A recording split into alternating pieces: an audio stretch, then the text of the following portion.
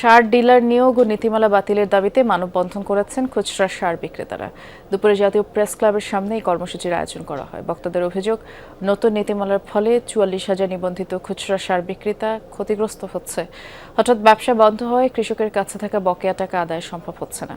দীর্ঘদিনের ব্যবসা বন্ধ হওয়ায় জীবিকা হুমকির মুখে পড়েছে। টানা আন্দোলন করেও কার্যকর সমাধান না পাওয়ায় প্রধানমন্ত্রীর হস্তক্ষেপ কামনা করেন তারা। নীতিমালা পুনর্বিবেচনা করে পুনরায় ব্যবসা করার সুযোগও চান তারা। বলেন, দাবি আদায় না হলে আরো কঠোর কর্মসূচি দেওয়া হবে। এখন যে নিয়মে সার বিতরণ চলছে, কৃষকের তো সমস্যা হচ্ছে না, কৃষক তো সার পাচ্ছে।